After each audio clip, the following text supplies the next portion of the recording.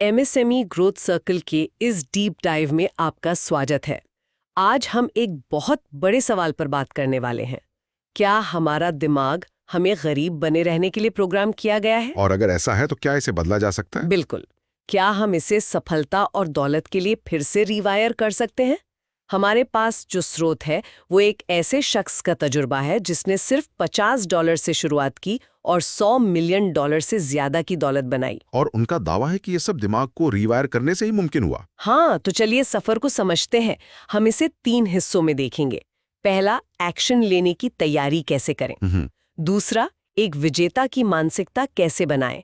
और आखिर में उस सफलता को बनाए रखने का सिस्टम कैसे तैयार करें। बिल्कुल, और ये समझना बहुत जरूरी है कि ये सिर्फ अच्छा सोचो अच्छा होगा वाली बात नहीं है। ये उन ठोस आदतों, कामों और मानसिकता के बारे में है जो सच में हमारे दिमाग के न्यूरल पाथवे को बदल सकते हैं। तो ठीक अहे हिस्से से शुरू करते हैं। एक्शन लेने की तैयारी। स्रोत का सबसे पहला आइडिया ही बड़ा चौंकाने वाला है। कौन सा? अपने दिन की शुरुआत एक हिंसक हमले से करें। अब इसका मतलब लड़ाई झगड़े से तो बिल्कुल नहीं है। नहीं, बिल्कुल नहीं।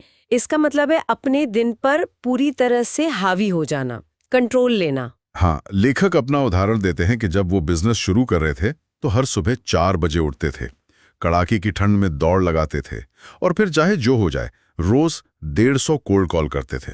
ये एक बहुत ही मजबूत मनोवैज्ञानिक सिद्धांत पर आधारित है जिसे हम एक्टिव बनाम रिएक्टिव मोड कहते हैं। अच्छा, ये क्या होता है? सोचिए, जब आप सुबह उठकर सबसे पहले अपना सबसे जरूरी काम करते हैं तो आप अपने दिन की दिशा तय कर रहे होते हैं। आप ड्राइवर सीट पर होते हैं। और अगर नहीं करते तो आप रिएक्टिव मोड में चले जाते हैं। उठते ही ईमेल, सोशल मीडिया या न्यूज़ देखने लगते हैं। मतलब आप दूसरों के एजेंडे पर, दूसरों की ज़रूरतों पर प्रतिक्रिया दे रहे होते हैं। लेकिन ये सुनने में बहुत एक्सट्रीम लगता है। मतलब हर सुबह 4 बजे उठना, ठंड में दौड़ना, क्या हर किसी के लिए मुमकिन है या इसका असली मतलब कुछ और है? बहुत अच्छा सवाल है। इसका असली मतलब सिर्फ जल्दी उठना नहीं है, बल्कि जानबूझकर कोई मुश्किल काम करना है। जानबूझकर? हाँ, ये दिन की पहली लड़ाई है और इसे जीतकर आप अपने दिमाग को एक सिग्नल भेजते हैं कि आज मैं कंट्रोल में हूं। किसी के लिए सुबह 6 बजे जिम जाना हो सकता है, किसी के लिए 1 घंटा बिना डिस्टर्ब हुए पढ़ना। मतलब दिन की शुरुआत अपनी शर्तों पर करें, न कि दुनिया की। बिल्कुल, ये पहली जीत पूरे दिन के लिए माहौल बना देती है। ठीक है, तो दिन की शुरुआत हमने कंट्रोल में कर ली, लेकिन अक्सर लोग परफेक्ट प्लान बनाने में अटक जाते हैं, सोचते रहते हैं और कभी शुरू ही नहीं कर पाते। और हसरोत इसी पर कहता है, सोचने से वो जवाब नहीं मिलते जो काम करने से मिलते हैं। ये तो बहुत बड़ी सच्चाई है। ज्यादातर लोग इसलिए फेल नहीं होते कि उनका प्लान खराब था, बल्कि इसलिए कि उनके पास बस एक प्लान ही था, उन्होंने कभी एक्शन लिया ही नहीं। तो क्या करें? स्रोत में एक नियम दिया गया है। अगर आपके पास किसी फैसले के लिए 70 से 80% जानकारी है तो फैसला लें और आगे बढ़ें। आज लागू की गई एक ठीक-ठाक योजना उस बेहतरीन योजना से 1000 गुना बेहतर है जो सिर्फ कागज पर रह जाती है। यहीं पर शायद वो रीवायरिंग वाली बात आती है ना। जब हम मुश्किल काम करते हैं या जल्दी फैसले लेते हैं तो दिमाग के अंदर असल में क्या होता है? बिल्कुल, इसे ऐसे समझिए जैसे घने जंगल में कोई रास्ता बनाना हो। अच्छा। पहली बार जाने में बहुत मेहनत लगती है, झाड़ियां हटानी पड़ती हैं, रास्ता साफ करना पड़ता है। लेकिन जब आप उसी रास्ते पर रोज चलते हैं तो धीरे धीरे एक साफ पगडंडी बन जाती है। हाँ, रास्ता बन जाता है। दिमाग में नए न्यूरल पाथवे बनना बिल्कुल ऐसा ही है। जब आप कोई मुश्किल काम बार बार करते हैं तो दिमाग में एक पगडंडी बन जाती है, सिनेप्सिस फायर होते हैं, कनेक्शन मजबूत होते हैं और फिर वो काम आसान लगने लगता है। एग्जैक्टली, आप सिर्फ काम नहीं कर रहे होते, आप अपने दिमाग को मुश्किल चीजों का आदी बना रहे होते हैं। ये तो बहुत दिलचस्प बात है। तो एक्शन दिमाग की वायरिंग बदलने का पहला कदम है। अब आते हैं दूसरे हिस्से पर, एक विजेता की मानसिकता बनाना। स्रोत में एक आइडिया है, हर चीज 2 बार बनती है, पहले दिमाग में फिर दुनिया में। इसका क्या मतलब है? इसका मतलब है कि असल दुनिया में कुछ भी बनाने से पहले उसकी एक मजबूत तस्वीर आपके दिमाग में बननी चाहिए। दुनिया के बड़े बड़े एथलीट यही करते हैं। विजुअलाइजेशन। हाँ, वो जीत का एहसास कैसा होगा उसकी लगातार दिमाग में रिहर्सल करते हैं। स्रोत में एमएमए फाइटर इलिया टोपुरिया का एक शानदार उदाहरण है। उन्होंने अपनी चैंपियनशिप फाइट जीतने से पहले ही दोनों चैंपियनशिप बेल्ट के साथ अपने परिवार की फोटो खिंचवा ली थी। 1 मिनट, ये सुनने में थोड़ा घमंड जैसा नहीं लगता? मतलब फाइट से पहले ही बेल्ट के साथ फोटो, इसमें और ख्याली पुलाव पकाने में क्या फर्क है? फर्क है इरादे और डिटेल का। ख्याली पुलाव एक धुंधली इच्छा है, लेकिन विजुअलाइजेशन एक दिमागी रिहर्सल है। कैसे? जब आप किसी अनुभव की बहुत स्पष्ट रूप से कल्पना करते हैं, उसमें क्या आवाजें होंगी, आपको कैसा महसूस होगा, तो आपका दिमाग असल अनुभव और कल्पना के बीच का फर्क भूलने लगता है। अच्छा।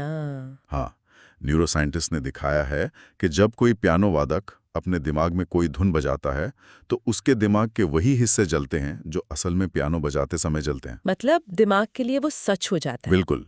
इलिया टोपोरिया के लिए वो घमंड नहीं था, वो अपनी जीत को दिमाग में सच बना रहे थे। ठीक है, दिमाग में तो हमने जीत हासिल कर ली, लेकिन असल दुनिया में तो पैसा चाहिए होता है। ज्यादातर लोगों की कहानी यहीं अटक जाती है। हाँ, और स्रोत इसी मिथक को तोड़ता है। चौथा बिंदु है, जब डॉलर की कमी हो तो जोश दिखाएं। मतलब? उनका तर्क है कि पैसा बनाने के लिए पैसे की नहीं, बल्कि हिम्मत, जुनून और करिश्मे की जरूरत होती है। ये वो अंदरूनी दौलत है जो बैंक अकाउंट पर निर्भर नहीं करती। लेखक ने भी तो ऐसे ही शुरू किया था। हाँ, उन्होंने खुद $50 से शुरुआत की थी। उनके पास पैसा नहीं था, लेकिन हिम्मत थी। उसी हिम्मत के दम पर उन्होंने 3 दिनों में 450 कॉल किए और अपना पहला क्लाइंट हासिल कर लिया। तो ये मानसिकता को बदलने की बात है। यानी जो मेरे पास नहीं है उस पर रोने के बजाय जो मेरे पास है उसका इस्तेमाल कैसे करूं? बिल्कुल, ये दिमाग को गरीब व्यक्ति के ऑपरेटिंग सिस्टम से हटाकर अमीर व्यक्ति के ऑपरेटिंग सिस्टम पर शिफ्ट करने जैसा है। गरीबी का ऑपरेटिंग सिस्टम? हाँ, जो हमेशा कमी पर ध्यान देता है। मेरे पास पैसा नहीं है, मेरे पास संपर्क नहीं है। लेकिन अमीरी का ऑपरेटिंग सिस्टम संभावनाओं पर ध्यान देता है। मेरे पास क्या है, मैं क्या कर सकता हूँ। बहुत बढ़िया। तो हमने एक्शन और सही मानसिकता बनाना सीख लिया। अब आते हैं सबसे मुश्किल हिस्से पर, इस सफलता को बनाए रखना। मोमेंटम बनाए रखना। हाँ, यहाँ 5वां सिद्धांत है, प्रतिभा से ज्यादा मेहनत रंग लाती है। ये तो हमने कई बार सुना है। इसमें नया क्या है? इसमें नया है इसे जांचने का तरीका, जिसे स्रोत पिलो टेस्ट कहता है। Pillow test? हर रात जब आप सोने के लिए तकिए पर सिर रखें, तो खुद से एक सवाल पूछें, क्या मैंने आज अपना सब कुछ झोंक दिया, या मेरे अंदर और भी ताकत बची थी? ये तो बहुत पावरफुल सवाल है। है ना? ये सवाल आपकी जवाबदेही किसी बॉस या क्लाइंट पर नहीं, बल्कि सीधे आप पर डाल देता है। आप दुनिया में सिर्फ एक ही चीज को 100% कंट्रोल कर सकते हैं, वो है आपकी मेहनत। लेकिन क्या इसमें बर्नआउट का खतरा नहीं है? हर रोज खुद को पूरी तरह निचोड़ देना, क्या ये लंबे समय तक चल सकता ये है? एक बहुत जरूरी सवाल है। यहाँ सब कुछ झोंक देने का मतलब 20 घंटे काम करना नहीं है। तो फिर क्या है? इसका मतलब है कि जब आप काम कर रहे हैं, तब आप 100% वही हैं, पूरी तरह से फोकस्ड।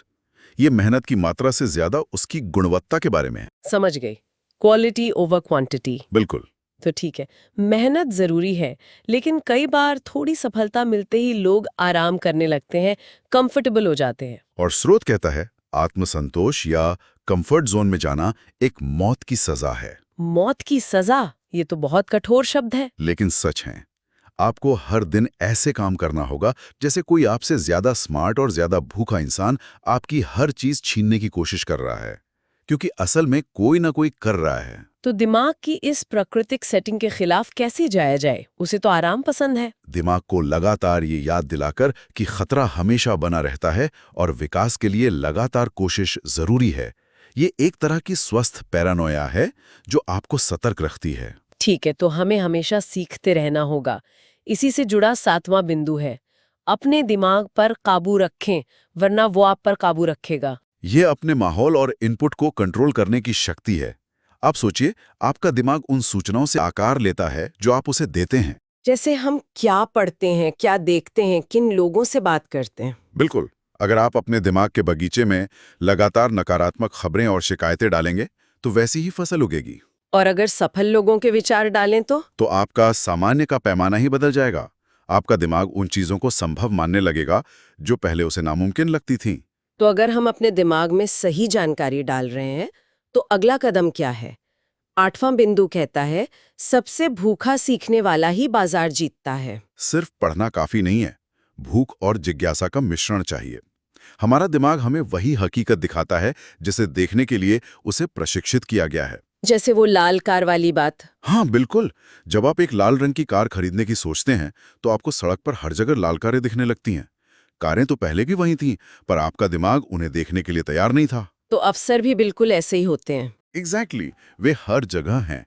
लगातार सीखने और भूखे रहने से आपका दिमाग उन अवसरों को पहचानने लगता है जो बाकी लोगों को दिखाई ही नहीं देते। मौके देखना एक बात है, पर उनका फायदा उठाना दूसरी। यहीं पर शायद 9वां सिद्धांत काम आता है, हर चीज पर मोल भाव करे। बिल्कुल। और ये सिर्फ बाजार में सब्जी खरीदने के बारे में नहीं है। तो फिर ये एक मानसिकता है। इसका मतलब है कि आप दुनिया द्वारा परोसी गई हकीकत के पहले वर्जन को कभी स्वीकार नहीं करेंगे। अच्छा, ये दिमाग को हर स्थिति में एक बेहतर नतीजा खोजने के लिए प्रशिक्षित करता है।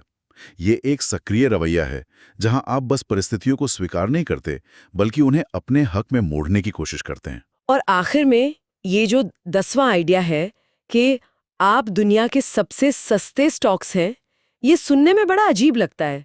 इसका क्या मतलब है? ये एक बहुत शक्तिशाली विचार है।